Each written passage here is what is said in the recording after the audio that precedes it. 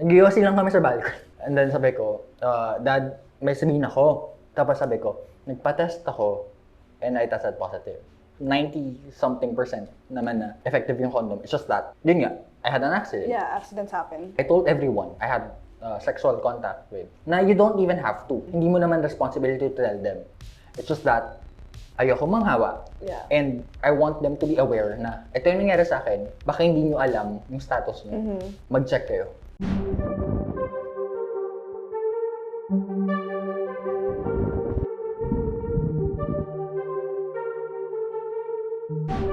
Hello everybody! Welcome to At The Backdoor. If you're new here, I'm your host, Evangelista. So we are going to talk about HIV awareness. And we have here Paulo Dumlao. Hello, Paulo. Hello.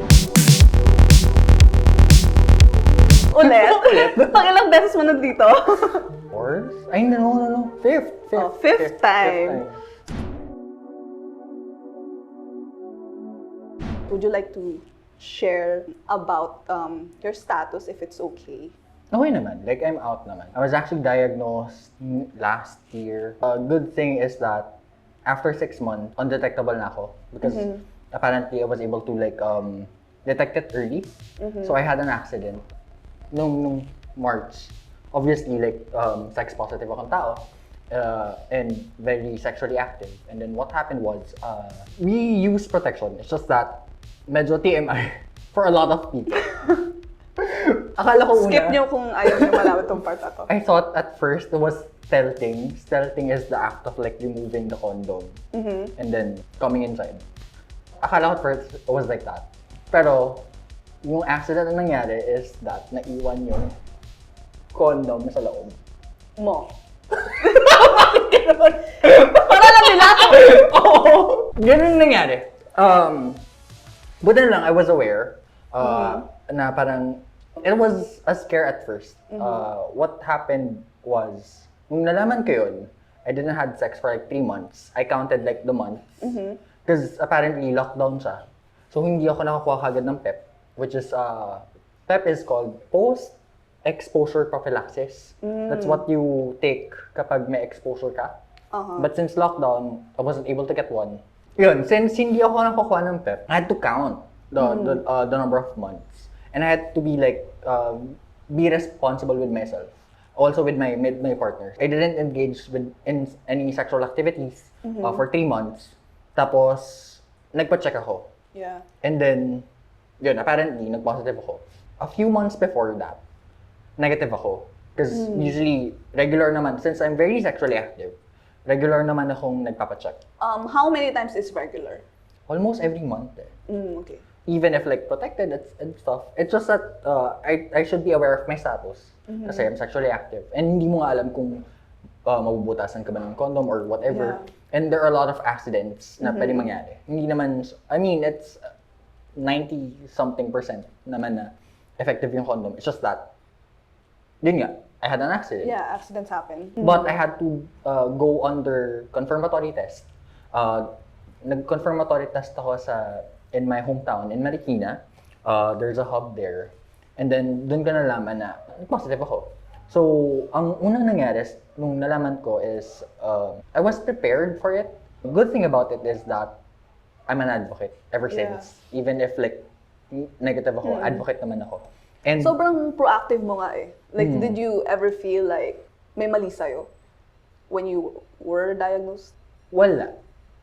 And I didn't blame anyone, even my sexual partner back then. Yeah. Aksidente. Ang una ko nga ginawa when I found out is, I told everyone I had sexual contact with na, guys, I tested positive. Na you don't even have to. Hindi mo naman responsibility to tell them. It's just that, ayoko manghawa. Yeah. And I want them to be aware na ito yung nangyari sa akin, baka hindi nyo alam yung status nyo. Mag-check kayo. Doon ko din nilalabanan yung stigma in a sense na parang hindi ko naman responsibility to tell them. It felt like it was my responsibility to. Yeah. Then after that, ang ginawa ko is I told my parents about it. What did you think yung magiging reaction nila? Had no clue. I was very calm. Sobrang calm ko na nagalit sa akin si daddy. Okay. Nag-iossi lang kami sa balcony. And then sabi ko, Dad, may sabihin ako. Tapos sabi ko, nagpa-test ako, and I tested positive. Nag-confirmatory test ako, I tested positive, which means I'm positive. Tapos, nagalit sa akin si daddy because I was too calm. Hindi ka Parang hindi ako nagpanic, hindi ako umiyak. Yeah, usually kasi ganun, di ba? Usually kasi iba yung reaction. Pero iba ang Paulo Dum lang. even sa hub, they were like, why are you not crying? Why are you not... Pero bakit nga ba? Because you know na there's solutions to it. Yeah. For me, ang goal ko nung nalaman ko kagad is to be undetectable. Undetectable means you can no longer transmit the virus through sexual activity. Yeah. You still have the virus, it's just that it's not transmittable. So yun yung goal ko. Sabi ko, okay, if magpo-positive ka pa, ang goal mo or ang next step mo is to get the medications kagad. And to constantly mag-check up ka, mag-change ka ng lifestyle mo, etc. Like, I had to like mentally prepare myself. And ganoon naman ako when like as a person, when I struggle, I usually organize things alone. And then, very calm, kumbaga. So, when I told my dad, sabi niya, okay, you have to tell your mom. Sabi ko, sige, sunduin natin si mommy sa work. Kung sinunod namin si mommy sa work, sinabi ko kay mommy. Tapos si mommy, kalmado din. A good thing ba naman with my mom is that she studied nursing. So, alam naman niya. Yeah. Tapos, tinanong niya, okay, kailan ka mag-medication? Sabi ko, a week after this, I'm gonna go under laboratory test para malaman kung anong dosage, kung anong meds na kailangan ko, kung anong ilang dosage, etc. So, nung nag-laboratory test ako, one good thing about it is that very early, so mataas yung aking CD4 count. CD4 is yung immune system ko. And hindi pa siya ganun ka-compromise. Mataas pa siya in a sense na nasa around normal level pa siya. If I get medicated kagad, mas mabilis yung process or mas mabilis yung way para maging undetectable. Yeah. Ganda rin ng experience mo because you have the unang-una the knowledge on how to deal with it in the first place. You already know what to do. So you're just very proactive. Tapos you have the support of your family.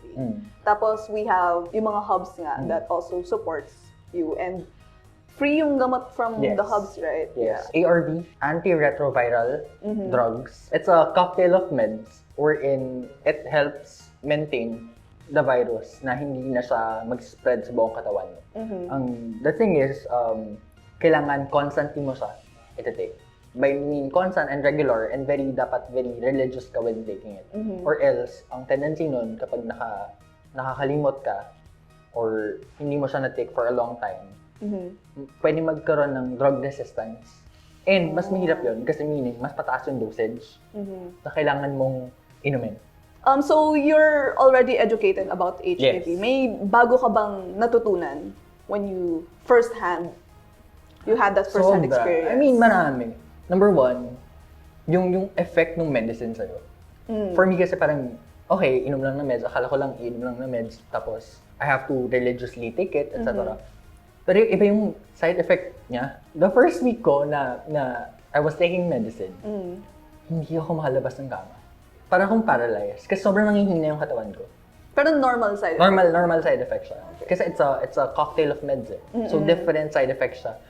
In one go. Once na mag-take ako, kailangan nakakain ako na maayos, kailangan patulog na ako. Depende naman kasi yun eh. May yung ARV ko ngayon, it's called LTE, which I take before I go to sleep. Kasi yun, nakakahilo talaga. Para kang legally high, sobrang nakakahilo. Luckily enough, 1 week lang nag-adjust yung katawan ko. Pero, as in the first night na uminom ako, nasa mind ko na parang, oh my God, ayaw mo ng side effect ng gamot. Iinom ka pa ba next? Pero nilabanan ko sana, yes, iinom ka. Or else, mas grabe yung dosage. Yeah. Lagi kong inisip, kung ganito lang yung dosage sa'yo, tapos ganito yung effect, paano ba kaya pag mas malala? So you have to like, really endure.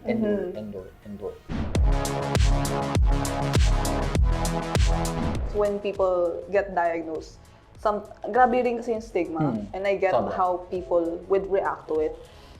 Pero it's not the end of the world. Yes, Hindi na siya death sentence. Exactly.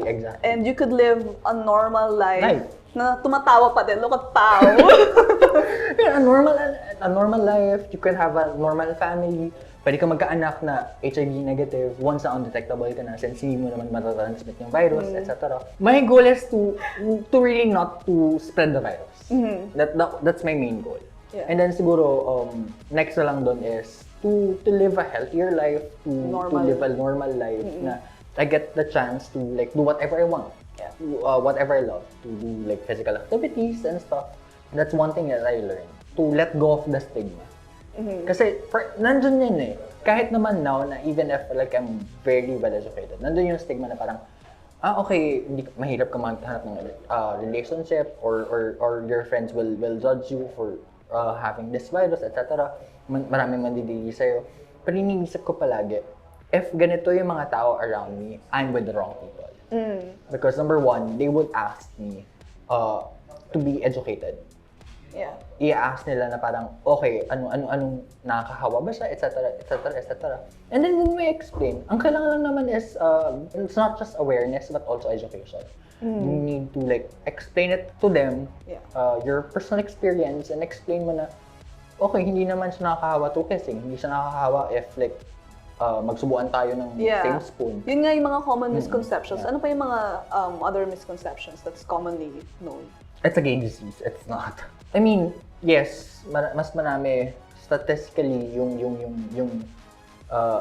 Part ng LGBTQ. MSM o part ng LGBTQ na meron nun, but also straight women and even children. Kasi sometimes pregnant yung tao, hindi niya alam na HIV positive. So nabapasa niya through birth. Yeah. There are a lot of like factors kung bakit nagiging positive yung tao.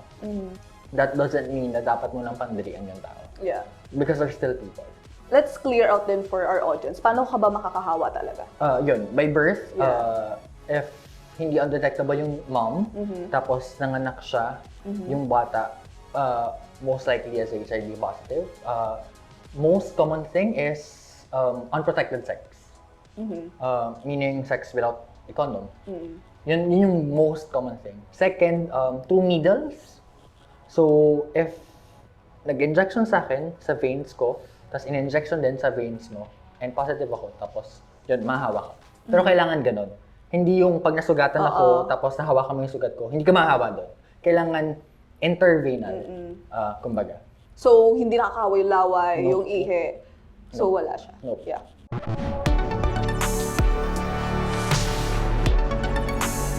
Ako, even if I was negative back then, I dated people who were positive and they were undetectable. So, if you're HIV positive and you're going to date, responsibility mo yun to tell that partner, right? Actually, no. Okay. Hindi mo naman siya responsibility. It's just that As long as you're undetectable or di ka makakahawa. yung status mo kasi is your own. May mga iba na sobrang natatakot sila to share their status. And that's okay. As long as you're responsible na lang, sabihin natin, responsible with your sexual life. Okay. Na if alam mong positive ka, tapos hindi ka pa undetectable, goal mo muna, bago ka magjowa, maging undetectable ka muna. Para ma-enjoy mo yung dati mong ginagawa. And para hindi ka na makapanghawa. Ganun na nasa isip ko. If undetectable ka na, it's not your responsibility na sabihin sa partner mo if you're positive or not. It's just that, I think this is personal. I think mas iba yung shared experience, mas iba yung connection once you tell them this and they accepted you for it. Because they know who you are as a person. They know what you're capable of. And feeling ko mas makikilala mo rin yung person. Yeah, Like, exactly. if they're close-minded to it or not. If you're dating someone for a very long time, tapos dahil sa specific status na to, ayaw sa'yo, and yun lang yung reason why ayaw sa'yo, parang, okay, they're not for you. For me, they're not for you. There are a lot of people out there. And may iba naman na, may mga iba kilala ko na pag positive, gusto nila positive din yung para shared talaga experience. Why not? Yeah. It's really up to you when it comes to like relationships. So to the people who thinks they, or like sexually active people, ano yung mga steps that they can follow? Like, where can they find these hubs? They're for free, diba? Yes, HIV testing is for free. Usually, you could go to Love Yourself. May mga different testings sa mga different events. by hash, HASH. Pwede rin sa Red Whistle. Pwede rin sa local hub mo. Your local hub, meaning, kaya nasa QC ka, tanong mo lang sa QC City Hall, saan po yung HIV testing. Usually, they say it. Ako sa Marikina. So, sa Marikina Health Center, doon ako kumuha ng gamot, etc. Basta ang daming access. And this is for free. Is it scary na magpa-test? Yes and no. Kasi, yes, kasi because of the stigma. No kapag nandiyan na yung result. And this is based from a personal experience. Different yung experiences ng mga tao. Kaya siguro no yung sa akin after I got the result is because I was aware, I was very well educated. Which is next in line with just HIV awareness, with just testing. It's okay if you tested negative or positive. But ang next step dun is always educate yourself. Yeah. Ano ba yung gamot ko? Ano bang gagawin ko? Ano ba yung different steps? And they will also help you sa hub, diba? Yeah. Like once you tested positive, you'll get support from them. Yes. And ang maganda is there are mental health counseling na nangyayari.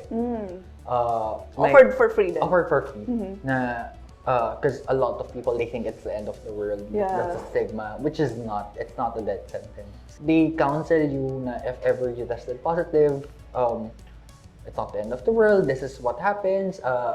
You should be aware na kailangan ang meds mo religiously taken, etc. Tapos every 6 months nagkang may check-up para malaman yung CD4 count mo, yung immune system mo, yung count ng virus inside your body para ma-maintain yun. And we also have PrEP, diba? Yes, Would you also like PrEP. to talk about that? PrEP naman, since yung nasabi ko is PrEP, it's post-exposure prophylaxis. PrEP naman is called pre-exposure prophylaxis. So before? Yes. This is what you take before you engage in a sexual activity before exposure. But that doesn't mean na okay lang maging unprotected when it comes to sex. Marami pa ring different STIs or STDs na pwede mo ma-encounter if unprotected yung sex. Yeah. So, make sure na mag-prep ka, pero always back it up with protected sex. Yeah.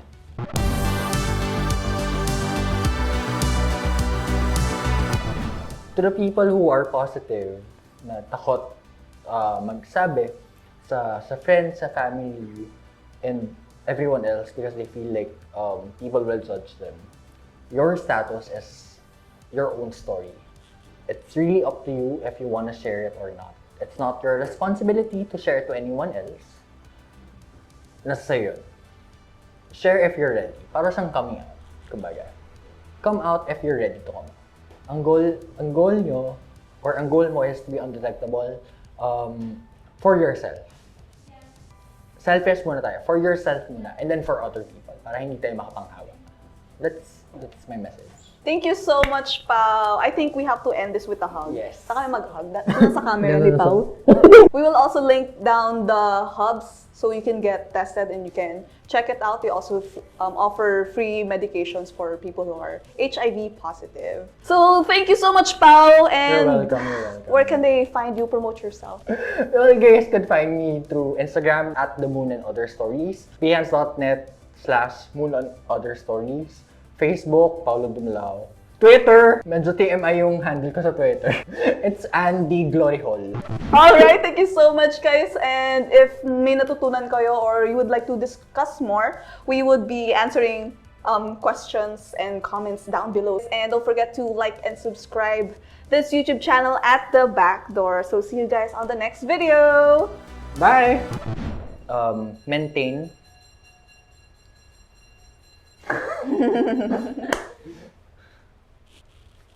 Binatog ba yun? Nagutong?